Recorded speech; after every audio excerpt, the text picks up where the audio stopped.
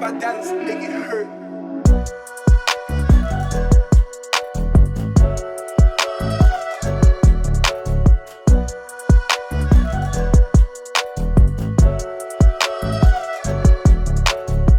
Hello everyone, कैसे हो यार आप लोग। स्वागत है आपका इस चैनल पे पढ़ ले 11th ह्यूमैनिटीज़ पे। आज हमारा यार इस चैप्टर जो राइट्स वाला चैप्टर चल रहा था, rights in the Indian constitution, इसका पार्ट 3 है भाई। इसका पार्ट 1 और पार्ट 2 हम लोग कर चुके हैं, ठीक है। तुमको अगर वो देखना है तो वो जाके चैनल पे देख लेना। और मैं यार यही रिकमेंड करूंगा कि उसको देख के आओ, तो यहाँ पे तुमको चीज़ें थोड़ा ज़्यादा समझ आ रही होंगी। वहाँ पे मैंने बहुत अच्छे से एक एक टॉपिक को तुम्हारा डीप में कवर कराया था यार, ठीक है। तो मेक श्योर तुम उसको देख के आ रहे हो। तो अपन लेक्चर चालू करते हैं। ये मेरे बारे में यार, मेरा नाम शिवांश गुप्ता है। I am currently at SRM university and I have been the content creator for social science at Padhle, ठीक है। यार मेक श्योर करो कि तुम इन प्लेटफॉर्म पे हमसे जुड़े हो। क्यों यार, कि कोई भी अपडेट आता है, जैसे तुम्हारे लिए नोट्स आते हैं, अब शायद तुमको मिल भी गया हो जब तक लेक्चर जा रहा हो सकता है तुमको एक चैप्टर के नोट्स मिल चुके हों। तो जो अपडेट आएगा भाई नोट्स का, तुम्हारे सबसे पहले यहीं पे आएगा। तो मेक श्योर तुम यहाँ पे हमको फॉलो कर रहे हो। और नोट्स आएंगे कहाँ पे, ये जो तुम्हारी वेबसाइट है, यहाँ पे तुमको best quality hand written notes मिल जाएंगे। तो यार मेक श्योर कि तुम ये वेबसाइट को चेक कर रहे हो। हमारे बैच का नाम है यार समग्र बैच, जिसमें तुम्हारे सोशल साइंस, जो तुम्हारा ह्यूमैनिटीज़ है, उसके मैक्सिमम सब्जेक्ट्स हम यहाँ पे कवर करा रहे होंगे, ठीक है। तुमको कहीं और भटकने की ज़रूरत नहीं पड़ेगी। तुमको यार समग्र बैच में पूरे लेक्चर्स मिल रहे होंगे, उसके नोट्स मिल रहे होंगे, स्लाइड्स मिल रही होंगी, प्रीवियस ईयर यार क्वेश्चन जो हैं, जो तुम्हारे इंपॉर्टेंट क्वेश्चन हैं, उसको भी लाने का प्लान है, ठीक है। तो यार एक चीज़ मैं हर लेक्चर में बोलता हूँ चालू करने से पहले, तुम इस भाई की तरह लेक्चर नहीं देखोगे, तुम इस भाई के तरीके से देखोगे। द पॉइंट इज, तुम एक पेन लो, एक कॉपी लो, और यार जो भी इंपॉर्टेंट लगेगा तुम उसको साथ में नोट करते जाओगे, ठीक है। तो यार आगे बढ़ते हैं, एक बार जल्दी से रिवाइज कर लेते हैं हमने पिछले लेक्चर में क्या क्या देखा था। हमने यार राइट्स देखे थे तुम्हारे, ठीक है। हमने पिछले लेक्चर में यार तुम्हारा राइट टू फ्रीडम देखा था, राइट अगेंस्ट एक्सप्लॉइटेशन देखा था कि तुमको कोई एक्सप्लॉइट कर रहा है तो उससे हमको गवर्नमेंट कैसे प्रोटेक्ट करती है, ठीक है। और तुम्हारा फ्रीडम ऑफ रिलीजन देखा था। फ्रीडम ऑफ रिलीजन को यार मैं यहाँ पे भी तुम्हारा थोड़ा बहुत एक्सप्लेन करूँगा, क्योंकि चीज़ें थोड़ी सी लिंक करती हैं यहाँ पे, ठीक है। और यार यही लिंक बनाना तुम सीख जाओ, ये मेरा एम है, ठीक है। तो यार पूरी कोशिश करेंगे। तो आज हमारा टॉपिक चालू होता है भाई कल्चरल एंड एजुकेशनल राइट्स, ठीक है। और ये है तुम्हारा आर्टिकल 2930। जो कंपटीशन की तैयारी कर रहे हैं भाई, वो कम से कम ये चीज़ों को तो ज़रूर नोट करना। कौन से ये आर्टिकल है यार, ये मैं तुमको टेक्स्ट भी बताऊंगा अंदर। तुम्हारे NCERT में ये नहीं लिखा हुआ है, लेकिन यार ये तुमको पता होना चाहिए। नहीं लिखा मैं इसलिए बता दे रहा हूँ कि अगर तुमको नहीं याद आ रहा है और तुम एग्ज़ाम के 2 दिन पहले भटकते भटकते आए हो, तो तुम यहाँ पे इसको याद करने ना बैठ जाओ। इसलिए मैं तुमको ये चीज़ यहीं पे क्लियर कर रहा हूँ। ये तुम्हारे NCERT में नहीं है, लेकिन तुमको जानना चाहिए, ठीक है। तो यार ये तुम्हारे कल्चरल एंड एजुकेशनल राइट्स होते हैं, ये तुम्हारे कम्युनिटी के राइट्स को प्रोटेक्ट करते हैं। इसके पहले तुम्हारा right to freedom of religion जो था, वो एक इंडिविजुअल के रिलीजन के लिए, एक इंडिविजुअल के प्रैक्टिस करने के लिए रिलीजन के, उसको प्रोटेक्ट कर रहा था, एक इंडिविजुअल को। यहाँ पे हम पूरी कम्युनिटी की बात करेंगे। यहाँ से मैं बोला था तुमको लिंक करके बताऊंगा, तो ये था दोनों के बीच में लिंक, ठीक है। और ये चीज़ तुमको पता होनी चाहिए, और बहुत कम लोग ही बताते हैं यार। ऐसा नहीं बोला कोई नहीं बताता, लेकिन बहुत कम लोग बताएंगे, और ये तुम्हारा जानना ज़रूरी है, ठीक है। अब टेक आगे देख लो यार चैप्टर में। We are a society that has vast diversity. Understandable, हमारी जो सोसाइटी यार बहुत डाइवर्स है, और one of the most diverse countries है पूरे वर्ल्ड को तुम ले लो। We are a society that has vast diversity. एक ही चीज़ भाई 2 बार लिख दी यार। अब सेकेंड पॉइंट देखो यार, if a group is in minority will it have to adopt the culture of majority. अब यार जब इतना डाइवर्स ग्रुप है, तो कोई एक मेजॉरिटी होगी कम्युनिटी, एक माइनॉरिटी होगी। तो यार जब एक मेजॉरिटी एक माइनॉरिटी, तो क्या माइनॉरिटी को मेजॉरिटी का जो रिलीजन है वो अडाप्ट करना पड़ेगा? ये क्वेश्चन आता है यार, ठीक है। तो our constitution believes that diversity is our strength. तुम देखो कितना ब्यूटीफुली इस चीज़ को एक्सप्लेन किया। हमने ये नहीं बोला कि हम इसको बराबर करेंगे नहीं करेंगे, सीधे सीधे हमने बोला यार कि जो डाइवर्सिटी है इसी में हमारी शक्ति है। हमारा जो इंडिया है डाइवर्स है, इसीलिए हमारा इंडिया स्ट्रांग है, ठीक है। The right of the minorities to maintain their culture. ये भाई ये तुम्हारा स्टेटमेंट है तुम्हारा फंडामेंटल राइट का, ठीक है, इसलिए मैंने ऐसे लिख दिया। मतलब तुम्हारे पास जो तुम्हारी माइनॉरिटीज़ हैं उनके पास राइट है भाई कि वो अपना कल्चर को, जो उनका कल्चर है उसको मेंटेन करें, उसको दूसरों तक प्रोपोगेट करें। प्रोपोगेट में यार क्या लिमिटेशन होती है मैंने तुमको पिछले वीडियो में बताया था, ठीक है। और ये भाई जो तुम्हारा स्टेटमेंट है ये वाला, ये तुम्हारा आर्टिकल 29 है, ठीक है। ए मतलब आर्टिकल मैं शॉर्ट में लिख दिया हूँ। तो यार जो कंपटीशन की तैयारी कर रहे हो, जो यूपीएससी का सोच रहे हो, आर्टिकल 29 लिखो हेडिंग, उसके बाद ये स्टेटमेंट लिख लो कॉपी में, ठीक है। ये तुम्हारे काम का है। और जो नहीं है यार उनको भी ये स्टेटमेंट पता होना चाहिए, ठीक है।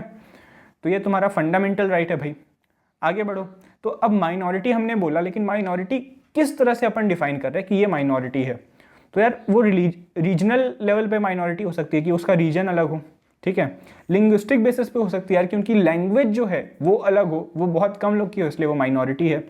जो कल्चरल माइनॉरिटी हो सकता है यार, उनका हो सकता है कल्चर काफ़ी अलग हो, ठीक है। तो माइनॉरिटी किस बेसिस पे होंगी ये मैंने तुमको बता दिया। दीज कम्युनिटीज़ हैव अ जो माइनॉरिटी को यहाँ पे उसने डिफाइन भी किया है, सुनो। These communities have a culture, language and a spirit of their and a script of their own and have the right to conserve and develop this. उनके पास भाई जो उनकी लैंग्वेज है वो अलग रहती है, उनका कल्चर अलग रहता है, उनकी जो स्क्रिप्ट है, मतलब स्क्रिप्ट यार लिखने का जो पैटर्न होता है ना, जो तुम देखोगे मलयालम अलग तरीके से लिखी जाती है, हिंदी अलग तरीके से लिखी जाती है, गुजराती में भी थोड़ा यार पैटर्न अलग हो जाता है, मराठी भी अलग लिखी जाती है। तो लिखने का जो अक्षर है, जो लेटर होते हैं वो अलग होते हैं, मैं ये बोलना चाह रहा हूँ। तो जो स्क्रिप्ट है, जो लैंग्वेज है, जो कल्चर है, तो जो कम्युनिटीज़ हैं इनके पास राइट है कि इसको कंजर्व करें और डेवलप करें, ठीक है। अब यार डेवलप के कई तरीके हो सकते हैं, बस वो अनलॉफुल नहीं होने चाहिए। ये भी हमारे कॉन्स्टिट्यूशन ने एक्सप्लेन किए हैं, कुछ यहाँ पे आएंगे, कुछ बहुत ही डीप हैं तो तुमको बाद में पता चलेंगे, ठीक है। हम आगे बढ़ जाते हैं भाई चैप्टर में। ऑल माइनॉरिटीज रिलीजियस और linguistic can setup their own educational institution. Understandable. तुम्हारी जो जितनी भी माइनॉरिटीज़ हैं, चाहे लिंग्विस्टिक हों, चाहे रीजनल हों, रिलीजियस हों, ठीक है, तो वो अपने एजुकेशनल इंस्टीट्यूट सेटअप कर सकती हैं। मैंने तुमको क्या बोला था यार इस लेक्चर के शुरू में कि ये एक ग्रुप के राइट्स को प्रोटेक्ट करती हैं। तुम देखो एक पूरी कम्युनिटी को बोल रही है कि वो अपना सेटअप कर सकती है, और अंडरस्टैंडेबल है, अगर मैं नहीं बोलता तो भी तुम समझ जाते, ठीक है। By doing so they can preserve and develop their own culture. Understandable. नहीं समझ आया यार कोई भी लाइन तो तुम बेझिझक मुझे कमेंट्स में पूछो, मैं आंसर दे रहा हूँ यार। बच्चों के जिनके क्वेश्चन जेन्युइन हैं उनके मैं जवाब दे रहा हूँ, ठीक है। तो यार अगर कोई डाउट आ रहा है तो तुम मुझसे ज़रूर पूछना। ग्रेट। और यार यहाँ तक आ गए हो तो प्लीज़ एक बार लाइक कर दो, सब्सक्राइब कर दो यार। मैं देखा हूँ कि मेरे लेक्चर्स के व्यूज़ ज़्यादा होते हैं, सब्सक्राइबर कम होते हैं, तो यार सब्सक्राइब ज़रूर करो अगर तुम यहाँ तक आए हो तो, ठीक है। Government can't discriminate while providing aid to different educational groups. भाई जो तुम्हारी गवर्नमेंट है, ठीक है, वो भी डिस्क्रिमिनेट नहीं कर सकती किसी एजुकेशनल ग्रुप, जो डिफरेंट एजुकेशनल ग्रुप है, अगर उनको एड प्रोवाइड कर रही है, उनको हेल्प प्रोवाइड कर रही है गवर्नमेंट, वो किसी भी तरीके से हो सकती है, ठीक है, मनी से, कुछ उनको राइट्स देके। तो यार डिफ्रेंशिएट कभी नहीं कर सकती गवर्नमेंट, चाहे कोई भी माइनॉरिटी, कोई भी रिलीजन, किसी भी तरीके का इंस्टीट्यूट हो तुम्हारा एजुकेशनल, ठीक है। अब यार ये तुम्हारा इतना सही था, तो तुम्हारा ये जो राइट है माइनॉरिटीज़ को प्रिजर्व करने के लिए, जो तुम्हारा राइट है कल्चरल एंड एजुकेशनल राइट, ये तुम्हारा इतना सही था, ठीक है। छोटा सा है यार, इसको तुम अगर चाहो तो एक 2-3 लाइन में भी कॉपी में भी समराइज़ कर सकते हो मेरे साथ, जब मैंने अभी तुमको करवाया है। कुछ चीज़ें यार लिखा करो, मैं तुमको बार बार बोल रहा हूँ, ठीक है। अब अपन आगे बढ़ जाते हैं। Right to constitutional remedies. भाई साहब तुम्हारे जितने भी अभी तक हमने राइट्स पढ़े हैं, ठीक है, वो सब तुम्हारे मीनिंगलेस हो जाएंगे अगर मैं इसको हटा दूं। अगर मैं ये वाला तुम्हारा जो राइट टू कॉन्स्टिट्यूशनल रेमेडी है, अगर ये तुम्हारा हट जाए तो तुम्हारे जितने भी राइट्स हैं बाकी, वो लिखे भी रहें तो वो मीनिंगलेस हो जाएंगे, ठीक है। ये कैसे, ये देखो, एक एग्जाम्पल लो। तुम स्कूल जा रहे हो, ठीक है, मान लो कि तुम स्कूल जा रहे हो, तुम जा रहे थे, यहाँ रास्ते में पुलिस ने पकड़ लिया और तुमको जेल में डाल दिया। तुम 2 दिन बाद छूट गए, तुम्हारा राइट वॉयलेट हुआ, ठीक है, तुम्हारा राइट वॉयलेट हुआ, right to move, right to freedom of movement, ये तुम्हारा वॉयलेट हुआ। लेकिन भाई तुम्हारा राइट वॉयलेट हुआ, तुम कहाँ जाओगे इसकी कंप्लेन करने? पुलिस के पास तो जाओगे नहीं, उसी ने तुमको अरेस्ट किया था, ठीक है। तो तुम्हारे पास कोई मीन्स होना चाहिए, कोई जगह होनी चाहिए जहाँ पे तुम अपने वॉयलेशन ऑफ राइट्स को बता सको, कि हम मेरा राइट वायलेट हुआ है। तो यार ये कैसे होता है, ये चीज़ अपन आगे देखेंगे। एक बार जो मैंने एग्जाम्पल लिया उसको वर्ड्स में समझो। Merely writing down a list of rights is not enough. मैंने तुमको बताया कि सिर्फ लिख देने से कोई भी लॉ का कोई मीनिंग नहीं रहेगा, ठीक है। हमने देखा भाई यहाँ पे भी लॉज लिखे हुए थे, लेकिन उसको उस पर डिफेंड करने वाला कोई नहीं अगर होगा तो तुमको पुलिस ने पकड़ा, जेल में बंद किया, 3 दिन बाद तुमको छोड़ दिया, तो तुम कुछ कर पाए? नहीं, क्योंकि यार तुम्हारे जो राइट्स थे वो लिखे तो थे, लेकिन उनको कोई डिफेंड नहीं कर रहा है, मतलब तुम्हारे राइट्स को कोई प्रोटेक्ट नहीं कर रहा है, ठीक है। तो they must be protected and defended, ठीक है। और ये कौन करता है भाई? तुम्हारी जुडिशरी, ठीक है। जितने सो रहे थे भाई जाग जाओ, ठीक है। ये तुम्हारी जुडिशरी कैसे करती है भाई? आर्टिकल 32 से। अब ये जो तुम्हारा फंडामेंटल राइट है, राइट टू कॉन्स्टिट्यूशनल रेमेडी, तुम रेमेडी मांगने किसके पास जाओगे भाई? तुम जुडिशरी के पास जाओगे, ठीक है। तो तुम्हारी कॉन्स्टिट्यूशनल रेमेडी यहाँ पे आती है प्ले, तो जुडिशरी करती है। इसको थोड़ा और डीप में समझो भाई। तुम इस पर्सनैलिटी को यार ज़रूर जानते होगे, नहीं जानते तो अब जान जाओ भाई। ये हमारे B.R. अम्बेडकर साहब हैं, फादर ऑफ इंडियन कॉन्स्टिट्यूशन। जैसे अपने फादर ऑफ नेशन अपने महात्मा गांधी जी हैं, ठीक है। तो यार फादर ऑफ इंडियन कॉन्स्टिट्यूशन है अपने B.R. अम्बेडकर साहब। ये हमारे ड्राफ्टिंग कमेटी जो थी, हम पिछले चैप्टर में 8 कमेटी पढ़ के आए थे, तुमको याद होगा, ठीक है। जो हमारी कॉन्स्टिट्यूएंट असेंबली थी उसकी 8 कमेटी थी। तो यार उसमें से जो ड्राफ्टिंग कमेटी थी उसके चेयरमैन थे हमारे B.R. अम्बेडकर साहब। जो हमारा कॉन्स्टिट्यूशन है उसको ड्राफ्ट किया है इन्होंने। तो यार इनके बारे में डिटेल हो गई। अब क्या बोला इन्होंने ये सुनो।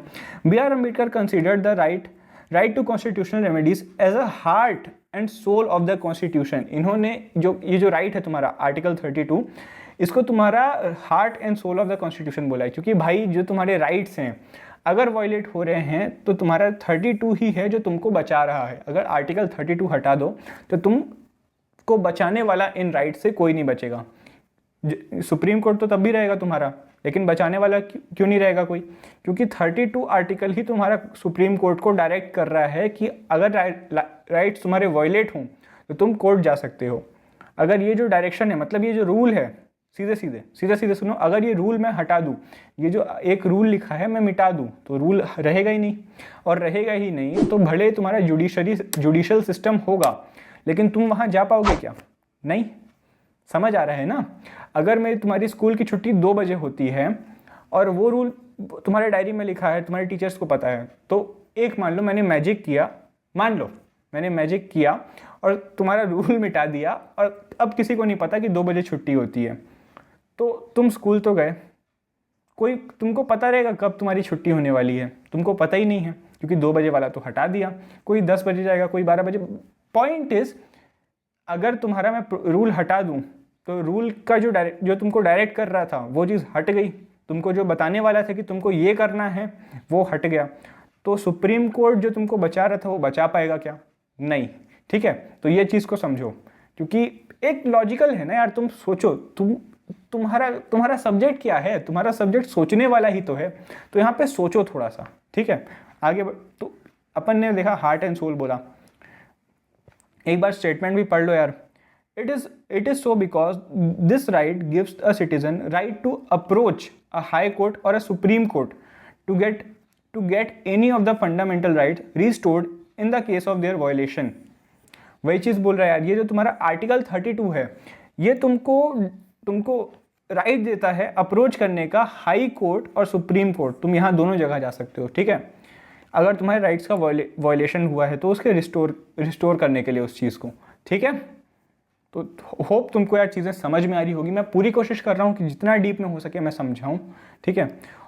तो तुम्हारा सुप्रीम कोर्ट हाई कोर्ट क्या करता है यार? The supreme court and high court can issue orders and give direction to the government for the enforcement of these rights. और भाई इसी चीज़ को तुम्हारे रिट्स बोलते हैं, ठीक है। राइट्स नहीं, तुम्हारा रिट्स सही है, ठीक है।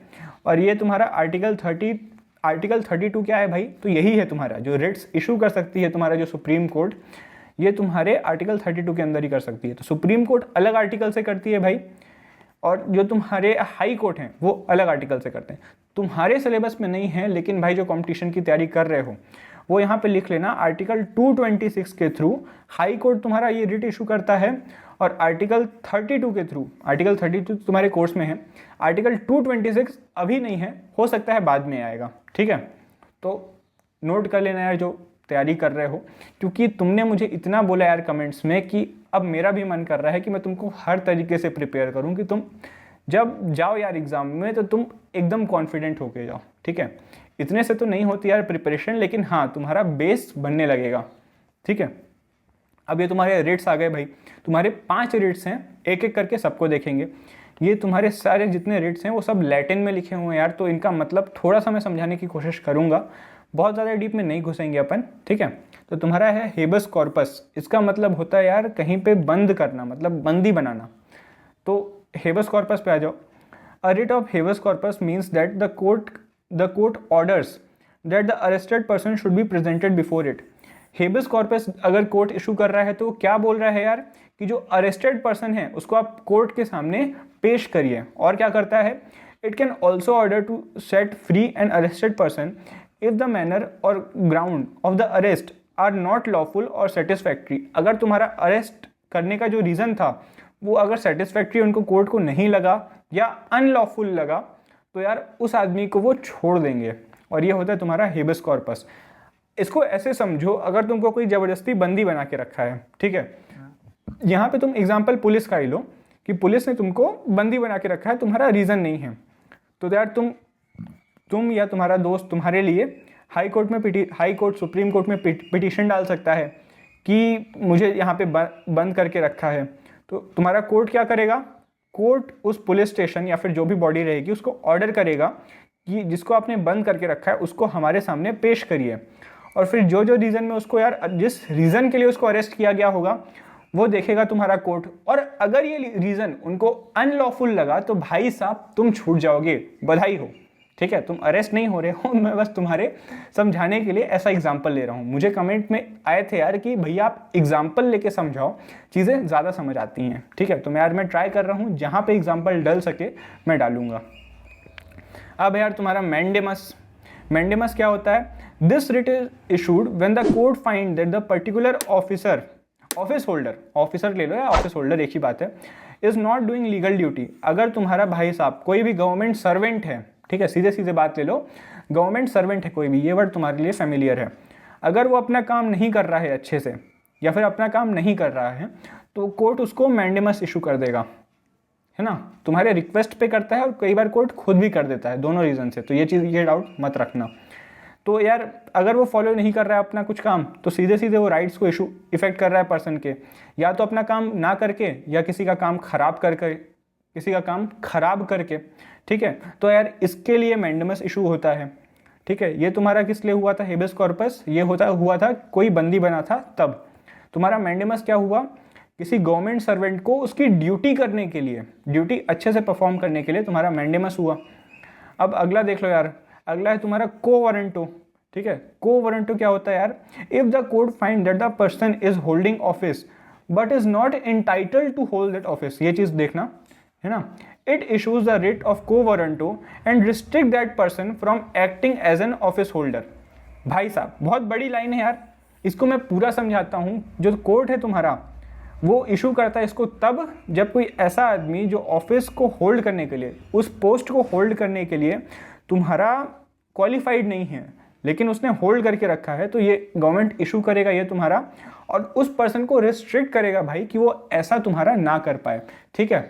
ये चीज़ समझ आ रही है तुमको, ग्रेट।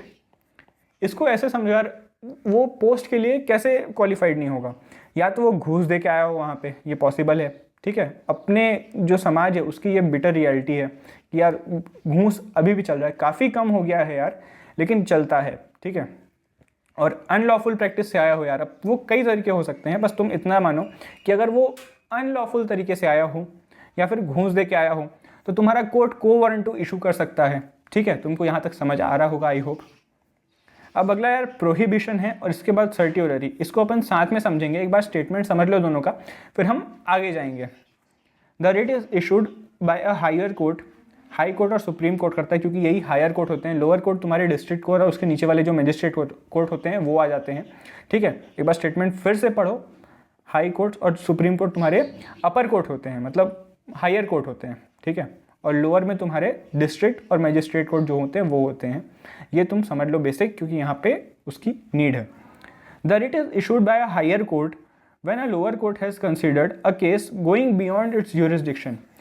ये तब इशू होता है भाई जब तुम्हारा कोर्ट जो है, जो लोअर कोर्ट है, वो कोई ऐसा केस ले लेता है जो उसके ज्यूरिसडिक्शन क्या होता है कि उसके दायरे के बाहर, मतलब मान लो तुम्हारा एक कोई कोर्ट है, डिस्ट्रिक्ट कोर्ट मान लो, तुम्हारा इंदौर डिस्ट्रिक्ट का कोर्ट मान लो, ठीक है। तो यार इंदौर डिस्ट्रिक्ट का अगर कोर्ट है तो वो किसको किसको सजा दे सकता है। इंदौर डिस्ट्रिक्ट में अगर जुर्म हुआ है, कोई भी क्राइम हुआ है इंदौर डिस्ट्रिक्ट में, तो यार वो उस केस को हियर कर सकता है। लेकिन अगर कोई महाराष्ट्र में, मुंबई में कोई केस हुआ है और उसका इंदौर के केस से कोई लिंक नहीं है किसी भी तरीके से, तो क्या वो उसको कर सकता है, ले सकता है? नहीं। लेकिन अगर वो लेता है और उस पर ऑर्डर सुनाता है तो तुम्हारा प्रोहिबिट कर देगा उसको हायर कोर्ट।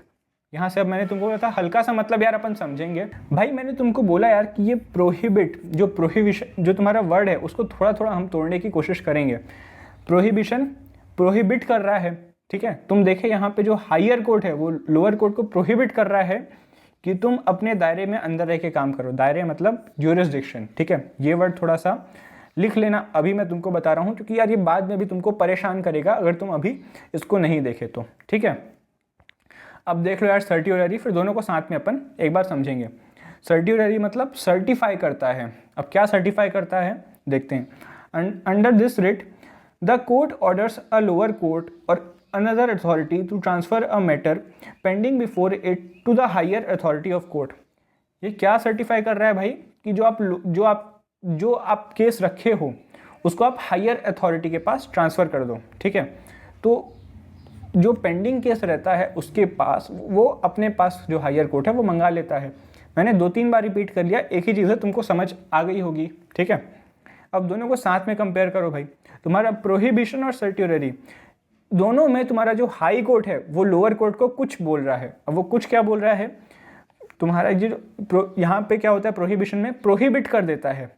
और ये तब प्रोहिबिट करता है भाई जब जजमेंट आ गया हो, ठीक है, तभी प्रोहिबिट करेगा। जब जजमेंट नहीं चल रहा है तो प्रोहिबिट कैसे करेगा? जब तुम्हारा फाइनल जजमेंट नहीं दिया है तब तक प्रोहिबिट कैसे करेगा? नॉर्मल, ठीक है। ये तुम्हारा एग्जाम्पल है, बस तुम्हारे को टाइमलाइन रिमेंबर करने के लिए मैंने डाला है। सर्टियोररी देख लो पहले, फिर मैं नीचे वाला बताता हूँ।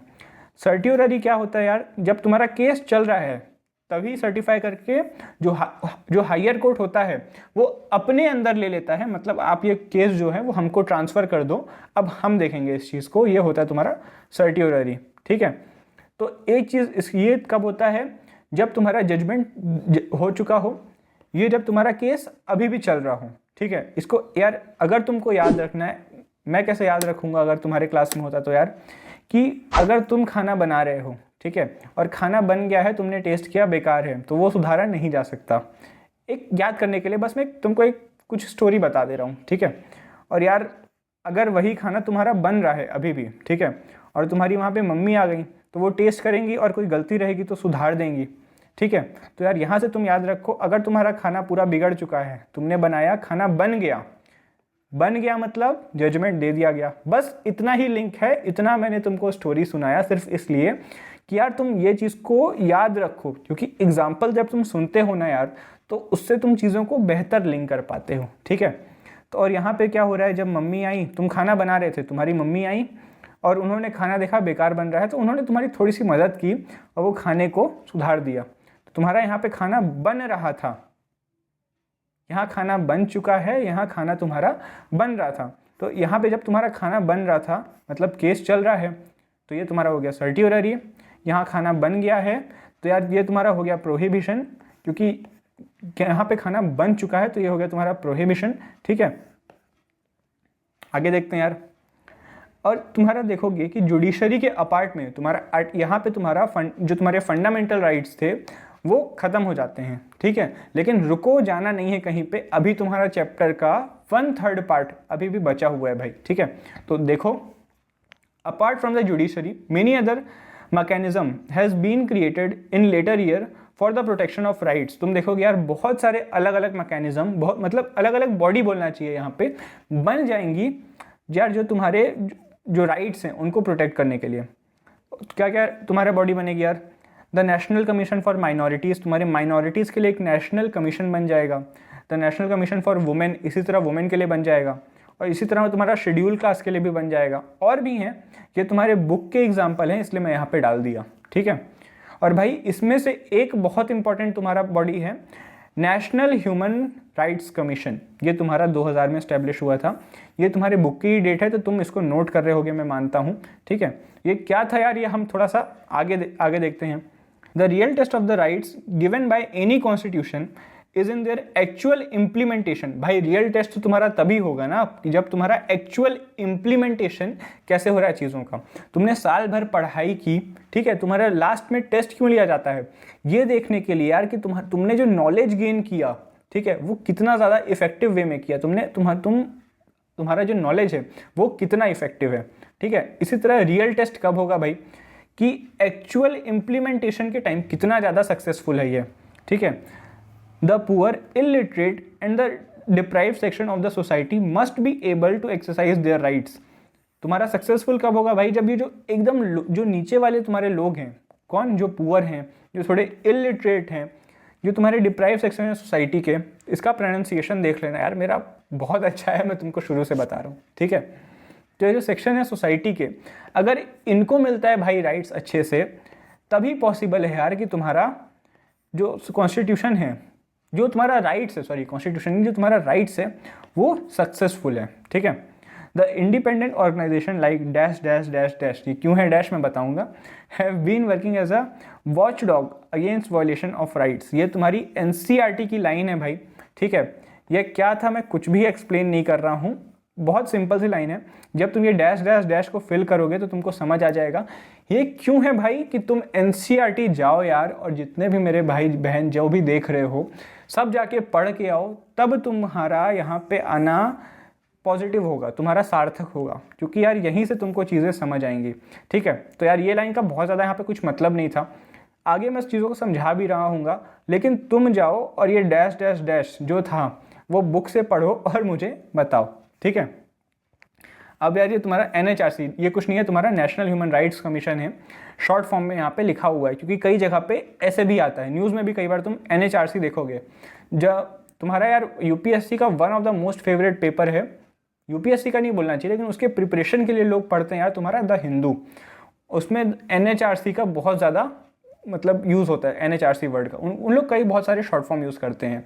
तो यार जो तैयारी कर रहे थे, ठीक है, तो यार कोई भी अगर बॉडी है तो वो क्या है, उसको हम कैसे समझ सकते हैं, उसका कंपोजिशन देख लो, उसके अचीवमेंट देख लो, उसके फंक्शन देख लो, और उसके लिमिटेशन क्या है ये देख लो, उससे भाई उसका पूरा नक्शा जो है वो हमको समझ आ जाएगा। और यार ये 4 डोमेन में अगर तुमने चीज़ों को समझ लिया, कोई भी चीज़ को, तो तुम उस चीज़ को बहुत अच्छे से समझ जाओगे, ठीक है।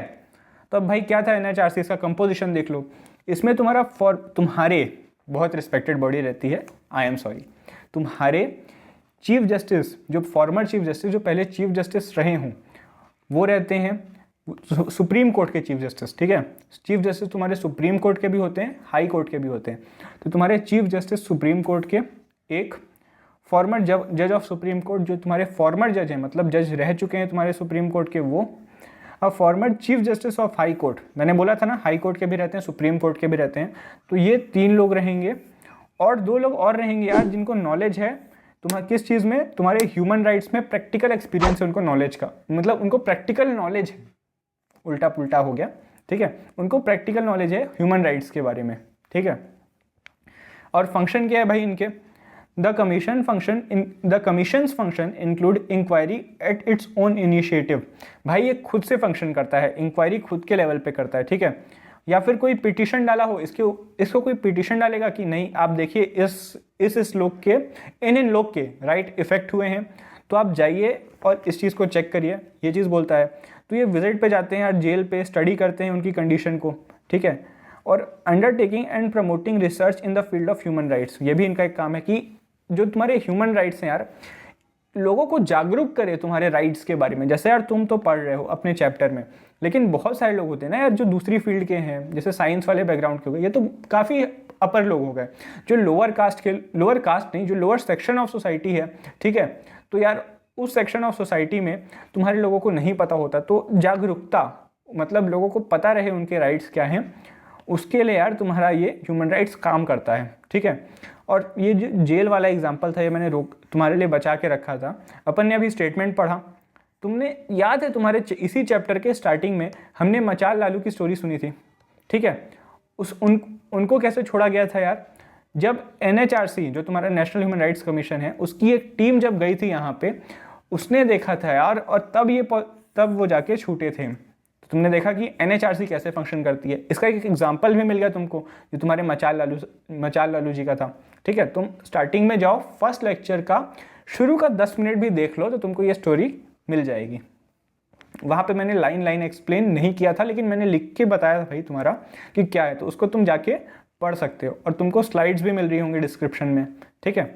अब यार ये अचीवमेंट्स देख लो। It's most significant intervention has been the disappeared youth in Punjab. ये जो तुम्हारे पंजाब में राइट्स चल रहे थे, ठीक है, कब चल रहे थे यार, तुम्हारे ऑपरेशन ब्लू स्टार के बाद। तुम्हारे लिए डीप में है, फिर भी तुम एक बार सर्च कर लेना जाके यार।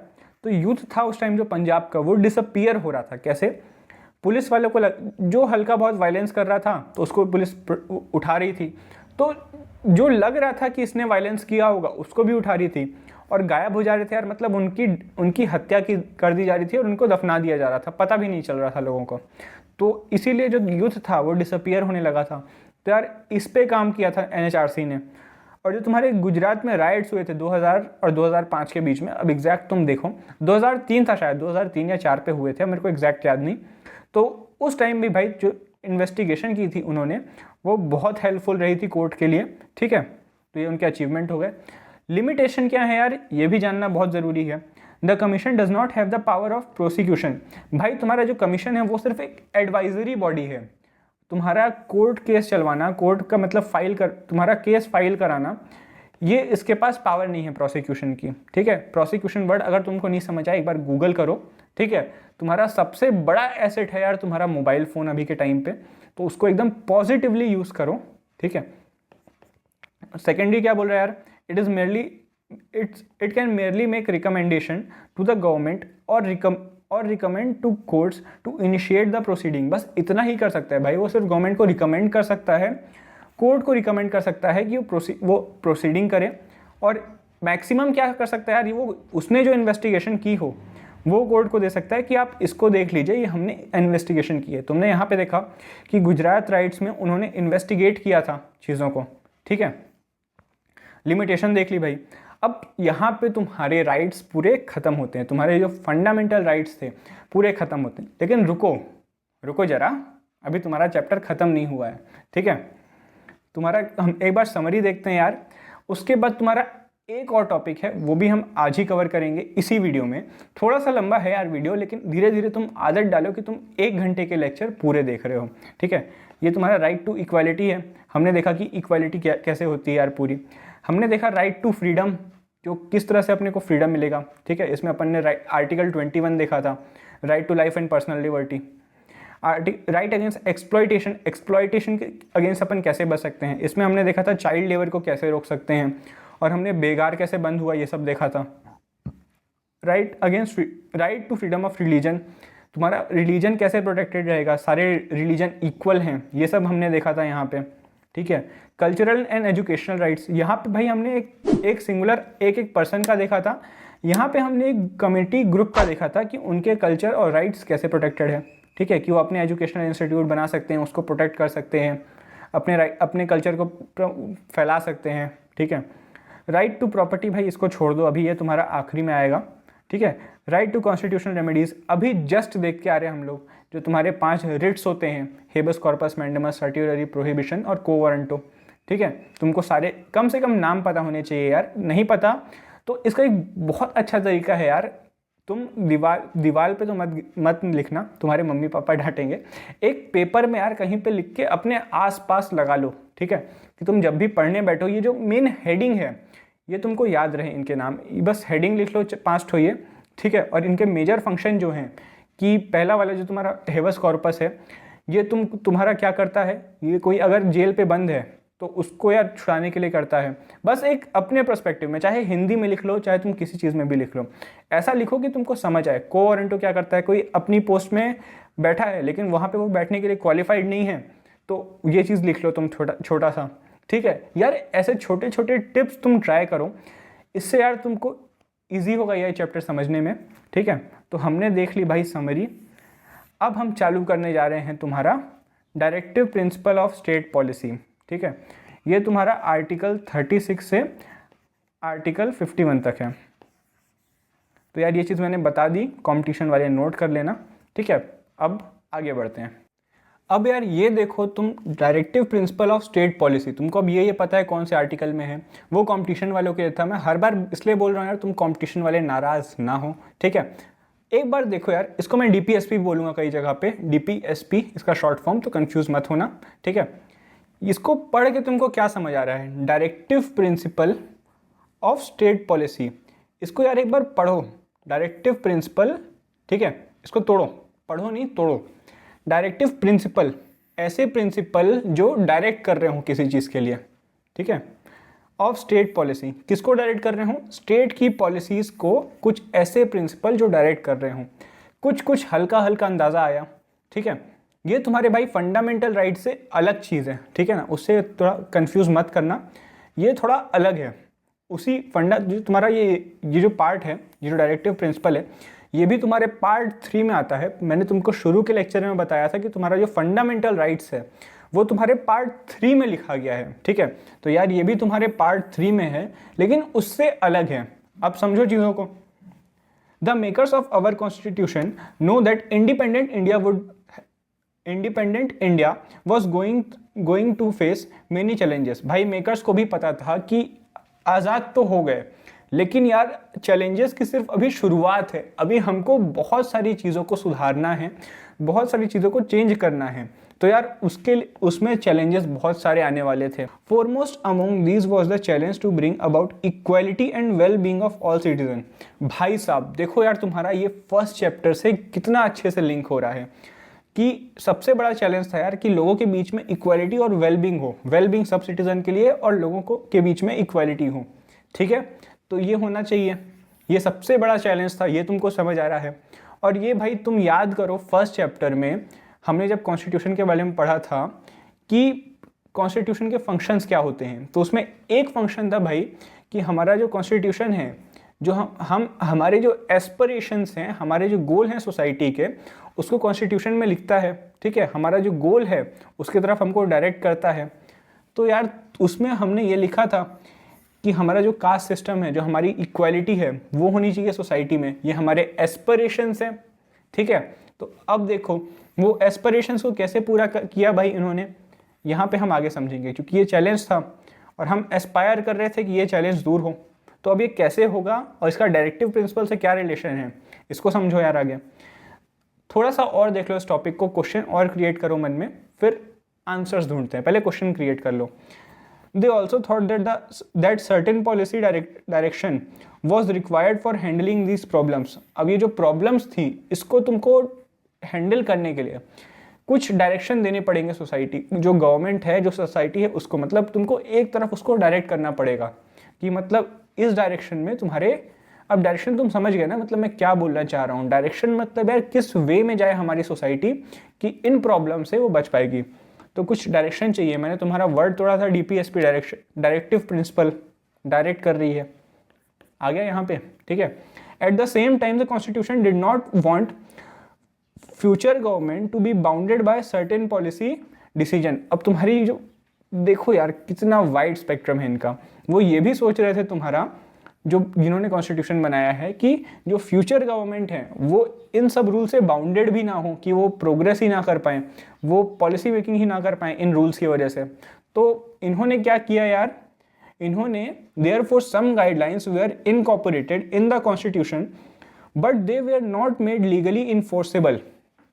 हमने कुछ चीज़ डाल दी कॉन्स्टिट्यूशन में, लेकिन उनको एकदम लीगली, मतलब जैसे अपने फंडामेंटल राइट्स वायलेट हो तो तुम सीधे सीधे कोर्ट पहुंच जाओ, इस तरह उनको लीगली इन्फोर्स नहीं किया, बस उनको लिख दिया वहाँ पे। क्यों लिखा, अब तुमको चीज़ें यहाँ पे समझ आएगी।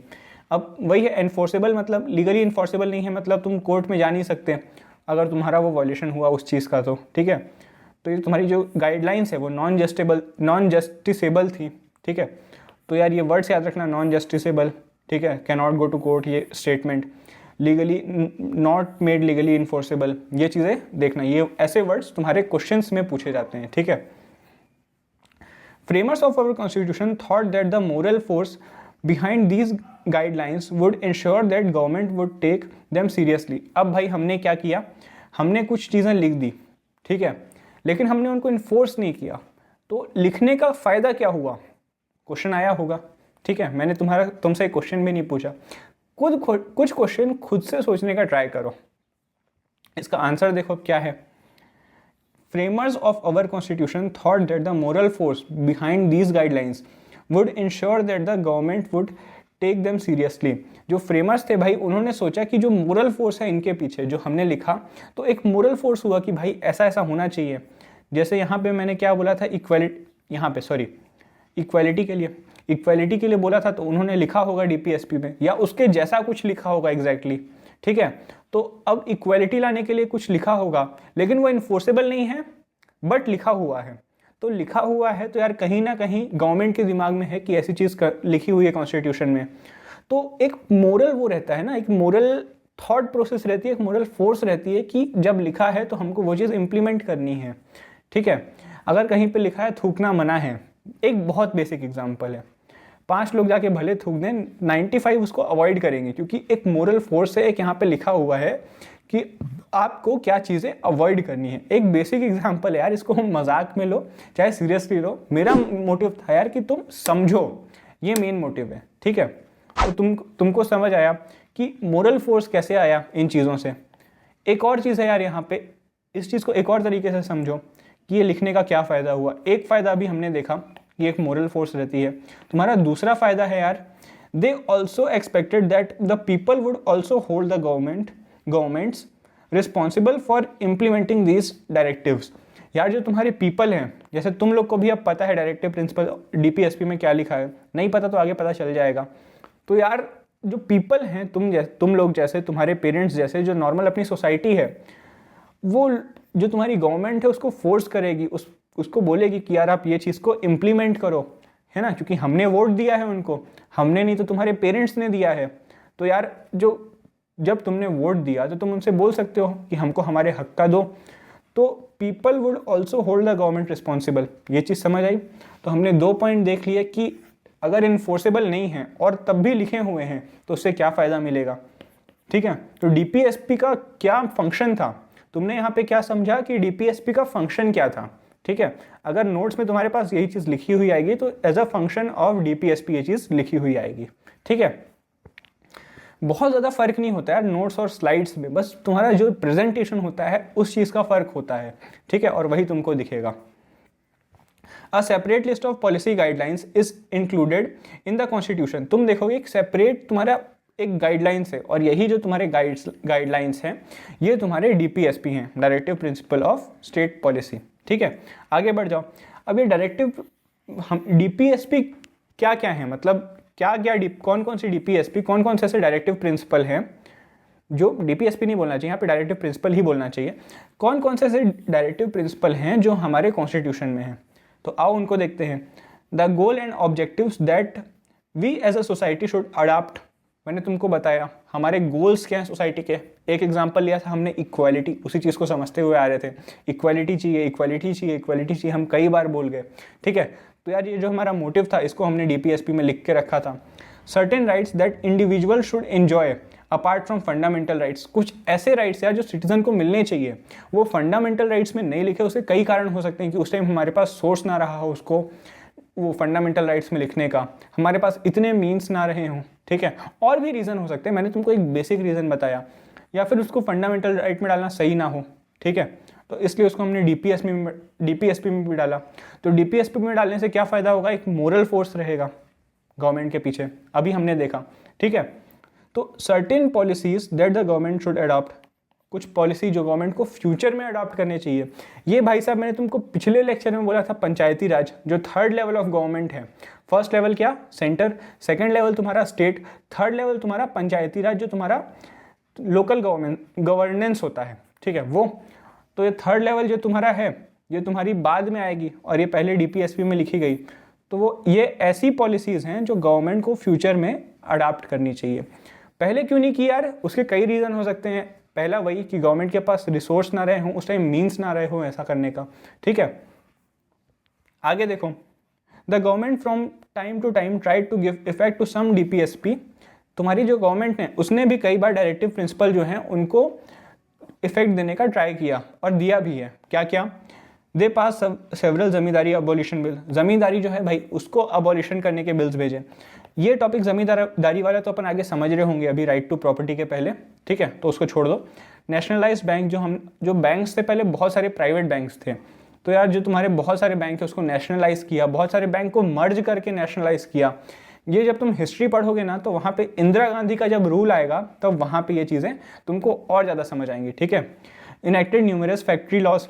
फैक्ट्री लॉस तुम्हारे बहुत सारी जगह है भाई। तुम्हारे वर्कर्स जो थे उनको बहुत गंदे तरीके से ट्रीट किया जाता था, उनकी सिक्योरिटी का ध्यान नहीं दिया जाता था फैक्ट्रीज में, तो उसके लिए भाई लॉज लगाए गए। तुम्हारी मिनिमम वेज फिक्स की गई। ये पहले तुम्हारा अब तुम्हारा ये प्रॉपर राइट है, ठीक है ना। हमने फर्स्ट लेक्चर में देखा भाई कि कैसे मिनिमम वेज उनको नहीं दी जा रही थी उन वर्कर्स को जो तुम्हारे स्टेडियम वगैरह बिल्ड कर रहे थे। तो कैसे केस हुआ था कि तुम्हारे जो सोशल साइंटिस्ट थे, हाँ सोशल साइंटिस्ट थे, उन्होंने केस कर दिया था तो उनको मिनिमम वेज के ऊपर मिला था। तो वहाँ क्या था यार, हमने देखा था कि वहाँ वो फंडामेंटल राइट बन चुका था, लेकिन यहाँ पे वो अभी डीपीएसपी था। इसको बाद में गवर्नमेंट इफेक्ट में लाएगी। यही देख रहे हैं हमने क्या क्या इफेक्ट में लाया। तो इसको प्रैक्टिकल समझोगे तो ज़्यादा चीज़ें समझ आएगी, इसलिए भाई मैं यहाँ पे बता रहा हूँ, ठीक है। सोने मत लगना, साथ में नोट करना बहुत ज़रूरी है, ठीक है। आगे बढ़ते हैं यार। Cottage and small industries were promoted. Understandable, जो तुम्हारी स्मॉल इंडस्ट्रीज होती हैं उनको प्रमोट करने के लिए कुछ कुछ चीज़ें लाई गई। अब वो बहुत डिटेल में हो जाएगी कि क्या क्या लाया, कौन कौन से लॉज लाए, तो बहुत लंबा प्रोसेस हो जाएगा, ठीक है। आगे बढ़ते हैं। मोस्ट विजिबल इफेक्ट कौन कौन थे भाई? जो मोस्ट विजिबल इफेक्ट थे तुम्हारे डीपीएसपी को जो तुम्हारा लागू किया उनको एज अ राइट इफेक्ट में लाया। राइट टू एजुकेशन, तुम बहुत सुने होगे ये चीज़, ठीक है। ये अब तुम्हारा आर्टिकल 21A हो गया है, ये हमने देखा था अभी, और ये भी समझा था कि 21 के बाद ए क्यों लगाते हैं, ठीक है, ये भी तुम अभी याद कर लो। और formation of Panchayati Raj institution all over the country, मैंने अभी तुमको बताया कि थर्ड लेवल ऑफ गवर्नमेंट यहाँ पे बना था।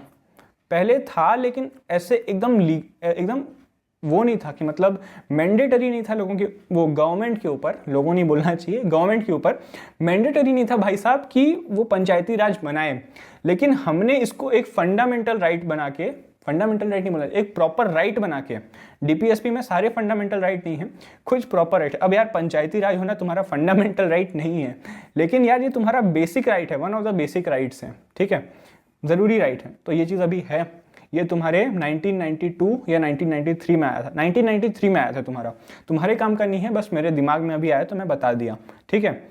The mid day meal scheme, तुम देखे होगे गवर्नमेंट जो स्कूल होते हैं वहाँ पे मिड डे मील रहती है, और यार ये बहुत अच्छा इनिशिएटिव था। इसकी वजह से तुम्हारे जो गवर्नमेंट स्कूल्स हैं वहाँ पे बच्चों की संख्या बहुत बढ़ी थी, पता है। इसको थोड़ा सा सर्च करना यार, टाइम मिले तो नेट पे कि ये कैसे आया था। एक पर्टिकुलर स्टेट ने लाया था इसको सबसे पहले, और सुप्रीम कोर्ट को इतना पसंद आया ये चीज़ कि उसने फिर सारे स्टेट्स को बोला कि आप ये कीजिए, और फिर सेंटर ने भी इस चीज़ को अडॉप्ट किया। अब ये सेंटर को बोला था कि बाकी स्टेट्स को बोला था, मुझे एग्जैक्ट याद नहीं। अब मैं तुमको बोला हूँ रिसर्च करने के लिए, तो तुम ही बता देना, ठीक है। आगे बढ़ते हैं। अब भाई तुम्हारा बीच में अचानक से घुस जाता है फंडामेंटल ड्यूटीज़। अब डीपीएसपी चल रहे थे, अचानक से तुम्हारा आ गया फंडामेंटल ड्यूटीज़। अब ये अचानक से क्यों आया ये तुमको अपने आप क्लियर हो जाएगा, सुनते जाओ, ठीक है। इन 1976, नोट करो डेट, द 42nd कॉन्स्टिट्यूशनल अमेंडमेंट एक्ट, जो तुम्हारा constitutional amendment added a list of fundamental duties. ये तुम्हारी 10 थी ड्यूटीज़, इसलिए मैंने 10 लिखा है।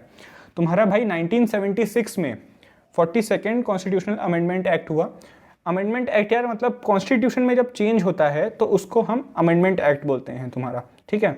और हर बार हम देख रहे हैं कि कितने अमेंडमेंट हो चुके हैं। अभी शायद 104 हुए हैं मेरे नॉलेज में, हो सकता है और हो गए हों, 104 मुझे याद है। तो 42nd अमेंडमेंट में भाई तुम्हारा फंडामेंटल ड्यूटीज़ आया, ठीक है।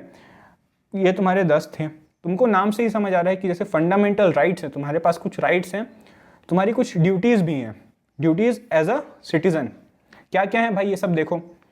दे आर नॉट इन्फोर्सेबल। पहली बात ये चीज़ समझ लो, वो एनफोर्सेबल नहीं है, ये सिर्फ तुम्हारे एक मोरल वैल्यू डाल रहे हैं। जैसे डीपीएसपी में देखा था कि वहाँ जो लिखा है वो एक मोरल वैल्यू डाल रहा है, ठीक है, ज़रूरी नहीं है वो इंप्लीमेंट हो।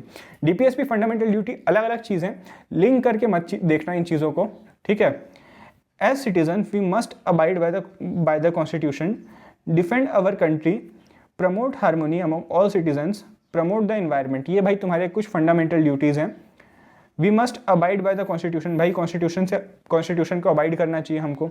Must abide by the constitution, करना नहीं चाहिए, बाय द कॉन्स्टिट्यूशन, ठीक है, सॉरी। डिफेंड अवर कंट्री, अब तुम करने नहीं जाओगे तो तुमको अरेस्ट तो कोई करेगा नहीं, लेकिन भाई ये तुम्हारी फंडामेंटल ड्यूटी है कि अगर तुमको मौका मिले या फिर तुम्हारे सामने ऐसा कोई सर्कमस्टांस आए कि तुमको करना पड़े तो तुम्हें करना चाहिए, तुम्हारी ड्यूटी है। एक ये मोरल ऑब्लिगेशन लगाता है भाई तुम्हारे सिटीजन्स के ऊपर, ठीक है। प्रमोट हार्मोनी अमंग ऑल, अब यार प्रोटेक्ट द एनवायरनमेंट, अब एनवायरनमेंट को तुम प्रोटेक्ट करो। अगर नहीं करोगे तो तुमको अरेस्ट करेगा क्या कोई? नहीं, ठीक है, लेकिन यार तुमको प्रोटेक्ट करना चाहिए, तुम्हारा एक फंडामेंटल ड्यूटी भी है और बहुत इंपॉर्टेंट भी है हमारी सोसाइटी के लिए। अब ये देखो यार, inclusion of fundamental duties has not change the status of our fundamental rights.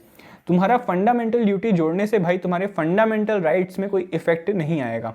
Fundamental duties तुम्हारी अलग चीज़ हो गई, जो तुम्हारे राइट्स हैं वो कभी वॉयलेट नहीं करेगा, मतलब राइट्स को कोई इफेक्ट नहीं करेगा तुम्हारा फंडामेंटल ड्यूटीज़, ठीक है। ये चीज़ मैं तुम्हारे सोचने के लिए छोड़ रहा हूँ, इसको मैं चाहूँ तो थोड़ा और एक्सप्लेन कर सकता हूँ। इस पॉइंट पे मैं तुमको छोड़ना चाहता हूँ कि तुम खुद एक बार सोच के देखो। नहीं होगा यार तो तुम्हारे एक कोई कमेंट कर देना और उसको कई लोग लाइक कर देना, तो यार मैं इस टॉपिक के लिए अलग से एक छोटा सा वीडियो बना दूंगा। कुछ नहीं है लेकिन तुमको समझ आ जाएंगी चीज़ें, मैं इसलिए तुम्हारा होमवर्क समझ के छोड़ दो। तुम होमवर्क से बड़े बच रहे हो अभी घर पे, तो यार ये ले लो, छोटा सा है, एक बार खुद से सोच के देखना। अगर तुमको समझ आ जाएगा तो बहुत अच्छा लगेगा, ठीक है। अच्छा मतलब तुम समझने लगोगे यार चीज़ों को तो डेफिनेटली अच्छा लगता है। और मैं बताना भूल गया, तुम्हारा फंडामेंटल ड्यूटी है ये आर्टिकल 51A है, 51A। अब ए कैसे आता है यार मैं तुमको बता दिया हूँ। जब ये कोई भी चीज़ बाद में आती है, देखो ये तुम्हारा 1976 में आया जब कॉन्स्टिट्यूशन बन चुका था, तो 51 के बाद 52 बन चुका होगा, लेकिन ये 51 के बाद ही आना चाहिए, डायरेक्टिव डीपीएसपी के जस्ट बाद, तो इसको 51A बोल दिया हमने और ऐसे ही लिखा जाता है ये, ठीक है। दोबारा क्लियर कर दिया मैंने, एक बार और चीज़ बताई थी। ये तुम्हारा होमवर्क है, बहुत छोटा सा है भाई, इसको कर लेना यार। हम आगे बढ़ते हैं, ये तुम्हारा आखिरी टॉपिक है, इसके बाद तुम्हारी छुट्टी। आज का लेक्चर थोड़ा लंबा हो गया यार, इसके बाद लेक्चर थोड़े लंबे रहेंगे। शुरू के लेक्चर शॉर्ट इसलिए थे कि तुम आदत डाल लो, अभी तुम 10वीं से आए थे तो छोटे लेक्चर थे। अब यार 1-1 घंटे के लेक्चर रहेंगे, 1 घंटे नहीं तो 45 मिनट्स टू 1 आवर का रेंज रहेगा। अब जल्दी से लास्ट टॉपिक खत्म करते हैं, फिर तुम्हारी छुट्टी। Relationship between fundamental rights and directive principle. अब भाई तुम्हारे जो फंडामेंटल राइट्स हैं और डायरेक्टिव प्रिंसिपल, इसको एक में क्यों रखा? मैंने तुमको बोला था कि पढ़ो बाद में समझ आ जाएगा, ठीक है। तो यार इनके बीच में क्या रिलेशन है हम ये समझेंगे। Fundamental rights restrain the government from doing certain things. तो फंडामेंटल राइट क्या कर रहा है यार, तुम्हारा गवर्नमेंट को रिस्ट्रेन कर रहा है। और वहीं तुम डीपीएसपी को देखो, DPSP encourage the government to do certain things. ये तुम्हारा रिस्ट्रेन कर रहा है, ये एनकरेज कर रहा है। तुम देखो कैसे अपोजिट जा रहे हैं, ठीक है। अब ये सर्टेन थिंग्स क्या है यार, मैं तुमको आगे बताऊंगा। एक बहुत प्यारा एग्जांपल है, राइट टू प्रॉपर्टी। तुम्हारा जो फंडामेंटल राइट था पहले, वो कैसे हटा, पूरा इसी पे बेस्ड है। Fundamental rights mainly protect the rights of individual, right to life, right to freedom. तुमने देखा कि मैक्सिमम जो है, 1-2 को हटा दो तो तुम्हारे मैक्सिमम जो राइट्स हैं वो तुम्हारे इंडिविजुअल लेवल पे हैं, ठीक है, कि तुमको राइट टू इक्वालिटी, तुमको इक्वालिटी मिलनी चाहिए। और जो तुम्हारे डीपीएसपी हैं वो तुम्हारी पूरी सोसाइटी के वेलबींग के लिए होते हैं। अब वही चीज़ राइट टू प्रॉपर्टी वाले एग्जाम्पल में एक एक चीज़ मैं क्लियर करूंगा, अभी सुनते जाओ। तुम देख रहे हो यार कि तुम्हारा डायरेक्टिव प्रिंसिपल जो है जो तुम्हारी डीपीएसपी हैं वो फंडामेंटल राइट्स के साथ काफ़ी कॉन्फ्लिक्ट पे आ सकते हैं, ठीक है। हमने देखा यहाँ पे कैसे कॉन्फ्लिक्टिंग है दोनों। तो यार इसको समझो जमींदारी सिस्टम, जो था राइट टू प्रॉपर्टी वाला एग्जाम्पल, ये आ गया जमींदारी सिस्टम से। इसको देखो यार क्या चीज़ थी यहाँ पे, these measures were opposed on the grounds that they violated right to property. अब ये चीज़ को यार अभी मत समझो, ये लाइन नहीं समझ भी आ रही तो उसको छोड़ दो।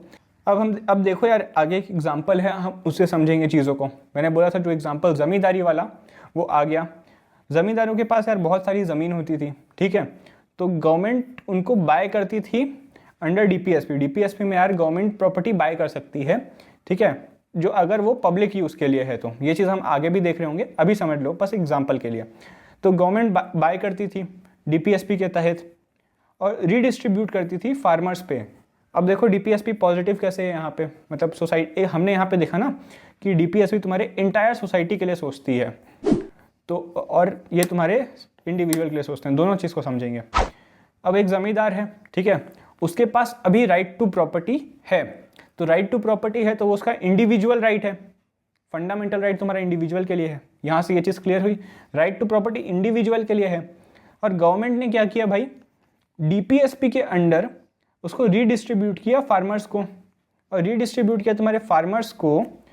तो जो फार्मर्स हैं बहुत सारी, एक सोसाइटी है, मतलब एक ग्रुप है फार्मर्स का, तो पूरी सोसाइटी का भला हो रहा है, पूरे फार्मर्स का भला हो रहा है। तो डीपीएसपी तुम्हारे पूरे फार्मर्स, पूरी सोसाइटी के लिए सोच रहे हैं, ठीक है, वो पॉइंट क्लियर हुआ जो पीछे था। और जब उनको फार्मर्स को रीडिस्ट्रीब्यूट किया तो यार जो ज़मींदार थे वो चले गए तुम्हारे कोर्ट के पास कि उनका जो राइट टू प्रॉपर्टी है लैंडलॉर्ड्स का, वो वायलेट हो रहा है। तो यहाँ से भाई तुम्हारा ये जो कंट्रोवर्सी था फंडामेंटल राइट्स और डीपीएसपी के बीच में, ये चालू होता है, ठीक है। अभी तक हम सिर्फ बैकग्राउंड समझ रहे थे। The government amended the constitution to give effect to the directive principle of state policy. Government ने क्या किया यार, जो तुम्हारा कॉन्स्टिट्यूशन था उसको अमेंड कर दिया, मतलब जो तुम अमेंड मतलब समझते हो तुम कॉन्स्टिट्यूशन में चेंज करना, कि वो directive principle of state policy को इम्प्लीमेंट कर पाए। मतलब पहले इम्प्लीमेंट नहीं कर सकती थी, तो directive principle of state policy को इम्प्लीमेंट करने के लिए इन्होंने कॉन्स्टिट्यूशन को अमेंड कर दिया। देख रहे हो, तो इससे क्या होगा यार, एक लॉन्ग डिबेट चालू हो जाएगी। एग्जीक्यूटिव और जुडिशरी के बीच में एक खासकर थी, तो इनके पॉइंट्स बहुत डिफरेंट थे। एग्जीक्यूटिव जो तुम्हारी पॉलिसी इंप्लीमेंट करा रहे हैं, तुम्हारे जो सीएम हो गए, पीएम हो गए, तुम्हारे जो कलेक्टर्स वगैरह हो गए, जो पॉलिसी को इंप्लीमेंट करा रहे हैं, उनका आर्ग्यूमेंट क्या था यार, ये तुम्हारे एग्जीक्यूटिव का, उनका आर्ग्यूमेंट था कि तुम्हारे राइट्स हैं वो इतना, देखो तुम कितना ज़्यादा उन लोग आगे लिमिट के आगे चले गए थे, कि तुम्हारे राइट्स हैं जो तुमको मिल रहे हैं, ये तुम्हारे जो पब्लिक के वेल बींग के लिए बहुत हिंडर कर रहे हैं, ये तुम्हारे पब्लिक वेलबींग को हिंडर कर रहे हैं। मतलब तुमको जो राइट्स मिले हैं वो नहीं मिलने चाहिए। तुम देखो एग्जीक्यूटिव इस लेवल तक आगे आ गया था, इतनी एक्सट्रीम लेवल पे डिबेट हो गई थी। कोई गलत है कोई सही है मैं ये नहीं बोल रहा हूँ, मैं तुमको बस इतना बता रहा हूँ कि ये जो डिबेट थी, बैटल थी, वो इतनी एक्सट्रीम पे पहुँच गई थी कि एग्जीक्यूटिव ने ये तक बोल दिया कि यार ये जो तुम्हारे राइट्स हैं ये हिंडर कर रहे हैं तुम्हारे वेलफेयर ऑफ पीपल को, तो मतलब राइट्स जो हैं तुमको नहीं मिलने चाहिए, ऐसा। और भाई जो तुम्हारा जुडिशरी है ये क्या है, तुम्हारा प्रोटेक्टर ऑफ राइट्स है। तो देखो इसने क्या बोला, fundamental rights were so important and sacred that they can not B limited even for implementing directive principle. भाई तुम्हारे फंडामेंटल राइट्स इतने ज़्यादा इंपॉर्टेंट है, इतने ज़्यादा इंपॉर्टेंट हैं कि यार तुम डीपीएसपी को इम्प्लीमेंट करने के लिए इनको तुम वायलेट नहीं कर सकते। लिमिटेड मतलब यार कि मतलब इसकी जो फंडामेंटल राइट्स की पावर है वो तुम्हारी डीपीएसपी से लिमिटेड नहीं है, वो उससे काफ़ी ऊपर है, समझे? क्लियर? आगे बढ़ते हैं। तो अब यार राइट टू प्रॉपर्टी आएगा यहाँ पे। तुम्हारी किस चीज़ के लिए यहाँ पे लड़ाई हुई थी? प्रॉपर्टी के लिए, क्योंकि यहाँ पे जो इनकी प्रॉपर्टी थी वही गवर्नमेंट ने ली थी, और ये किस बेसिस पे गए थे कोर्ट के पास कि उनका जो राइट टू प्रॉपर्टी है वो वायलेट हो रहा था। तो भाई राइट टू प्रॉपर्टी ये है क्या? तो देखो भाई राइट टू प्रॉपर्टी क्या है तुम्हारा, जो तुम्हारा कॉन्स्टिट्यूशन था उसमें यार जो ओरिजिनल जो तुम्हारा जो फंडामेंटल राइट्स थे उसमें तुम्हारा राइट टू प्रॉपर्टी था, और ये क्या था, there was a fundamental right to acquire, possess and maintain property. तुम्हारा जो कोई भी प्रॉपर्टी है उसको एक्वायर करने का, पोजेस करने का और मेंटेन करने का तुम्हारा ये राइट टू प्रॉपर्टी था। समझ आ गया? एक्वायर करना, पोजेस करना और उस प्रॉपर्टी को मेंटेन करना, सिंपल था। But the constitution made it clear that property could be taken away by the government for public welfare. ये कॉन्स्टिट्यूशन ने बाद में बोला, ये तुम्हारे राइट टू प्रॉपर्टी का पार्ट नहीं है, लेकिन बाद में कॉन्स्टिट्यूशन ने बोला भाई कि हाँ, कॉन्स्टिट्यूशन ने बोला कि भाई हम तुम्हारी प्रॉपर्टी ले सकते हैं अगर वो पब्लिक यूज़ के लिए हो तो, ठीक है। और यही था तुम्हारा मेन रीज़न कंट्रोवर्सी का। एक चीज़ तुम्हारी बोल रही है कि तुम्हारे पास राइट है, और दूसरी चीज़ तुमको वहीं पे बोल रही है कि तुम्हारी जो प्रॉपर्टी है, जो तुम राइट, जिस प्रॉपर्टी पे तुम राइट दिखा रहे हो वो हम ले सकते हैं। और ये तुम्हारा 1950 में बोला था ये चीज़, ये जो है ये 1950 में बोला था। ठीक है, ये आगे भी देखो, since 1950 government made many laws that limited the right to property. ये जो राइट टू प्रॉपर्टी का वो था, प्रोविज़न था 1950 से यार, गवर्नमेंट बहुत सारे लॉज लाई जो तुम्हारे इस फंडामेंटल राइट तक को लिमिट कर रही है। तुम देखो यहाँ पे गवर्नमेंट फंडामेंटल राइट तक को छेड़छाड़ कर रही है इनसे, और इसके वजह से यार कंट्रोवर्सी भी क्रिएट हुई, क्योंकि जब भी कोई चीज़ फंडामेंटल राइट्स को छेड़छाड़ करेगी तो इसका गार्जियन कौन है? तुम्हारा सुप्रीम कोर्ट। ठीक है, कोर्ट बोलना चाहिए, तुम्हारा हाई कोर्ट सुप्रीम कोर्ट दोनों आ जाएंगे, तो तुम्हारा गार्जियन भी बीच में आएगा कि आप फंडामेंटल राइट्स को कैसे कर रहे हो। दिक्कत क्या थी? अभी तक तुम्हारे फंडामेंटल राइट्स में लिखा हुआ था राइट टू प्रॉपर्टी, तो यार कोर्ट के हिसाब से वो सही चीज़ कर रहा है। ठीक है, लेकिन तुम्हारी जो गवर्नमेंट है वो भी सही चीज़ कर रही है, वो तुम्हारे पब्लिक वेलफेयर के कर रही है। दोनों गलत नहीं है यहाँ पे, दोनों के मीन्स अलग अलग हो सकते हैं। ठीक है, मैं यहाँ पे किसी एक जन का साइड लेने से बचूंगा, वो थोड़ा पॉलिटिकल हो जाता है। ठीक है, देखो अब तुम देखोगे यार कि ये रीज़न था तुम्हारे, बहुत बड़ी जो लंबी डिबेट चली है इतनी, इसका मेन रीज़न था यार ये कि जो रिलेशनशिप है तुम्हारे राइट्स और डीपीएसपी का, ये कैसा है और क्या क्या इसमें से जो चेंज आ रहे थे, ये तुम्हारा मेन रीज़न था डिबेट का। और फाइनली देखोगे भाई 1973 में सुप्रीम कोर्ट फाइनली बोल देगा कि जो तुम्हारे राइट टू प्रॉपर्टी है ये तुम्हारे बेसिक स्ट्रक्चर का पार्ट नहीं है। ये तुम्हारा बेसिक स्ट्रक्चर होता है कॉन्स्टिट्यूशन का। यहाँ पे पहली बार वर्ड यूज़ हुआ कि बेसिक स्ट्रक्चर जो वर्ड था, मैं तुमको पहले भी बताते आया हूँ, ये फर्स्ट टाइम यूज़ हुआ 1973 में। और कॉन्स्टिट्यूशन ने बोल दिया, सुप्रीम कोर्ट ने बोल दिया भाई कि तुम्हारा जो राइट टू प्रॉपर्टी है वो तुम्हारा जो तुम्हारा बेसिक स्ट्रक्चर है उसका पार्ट नहीं है। तो इससे क्या हुआ भाई, parliament had power to abridge this right by amendment. अब क्या भाई, अब पार्लियामेंट आराम से अमेंड कर सकती थी इस चीज़ को, क्योंकि अब ये फंडामेंटल राइट से हट गया, तो अब ईजिली अमेंड कर सकती है। पहले भी कर रही थी, लेकिन अब क्या होगा, अब तुम्हारा सुप्रीम कोर्ट बीच में नहीं इंटरफेयर करेगा।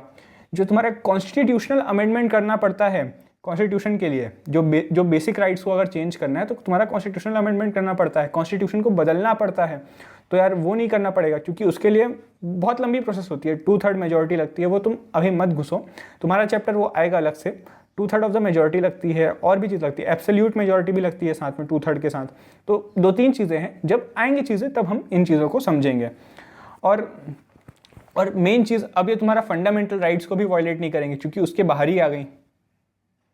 ठीक है, क्योंकि बेसिक स्ट्रक्चर का पार्ट नहीं है। तो इन 1978 द 44th constitutional amendment act remove the right to property from the list of fundamental rights and converted it as simple legal right. अब ये तुम्हारा एक सिंपल लीगल राइट बन के रह गया। ठीक है, और लीगल राइट की खासियत ये है भाई कि इसको एक बहुत सिंपली इसको चेंज किया जा सकता है। बहुत सिंपली तो नहीं, फिर भी मतलब ईजियर वे में इसको चेंज किया जा सकता है। और लीगल राइट यार, और ये जो लीगल राइट है यार, ये तुम्हारा आता है आर्टिकल 300A में, एकदम पीछे भेज दिया इसको। ठीक है, लीगल राइट बस इतना समझो यार कि बहुत ईजिली इसको चेंज किया जा सकता है। ईजिली मतलब कॉन्स्टिट्यूशनल अमेंडमेंट से ईजी। ठीक है, जब आएगा तो हम इसको और डीप में देखेंगे। अब भाई इसके वजह से एक और डिबेट हो गई। अब क्या डिबेट हुई, तो मैंने तुमको बताया कि जो गवर्नमेंट है ये बोल रही थी कि parliament can amend any part of the constitution. जब इसने राइट टू प्रॉपर्टी को छेड़छाड़ करना चालू किया था, ठीक है, उसमें तुमने यहाँ पे देखा कि government made many laws that limited the right to property. ठीक है, तो यार इसमें मतलब फंडामेंटल राइट में वो छेड़छाड़ कर रहे हैं, कॉन्स्टिट्यूशन में छेड़छाड़ कर रहे हैं। तो गवर्नमेंट बोल भी रही है कि parliament can amend any part of the constitution.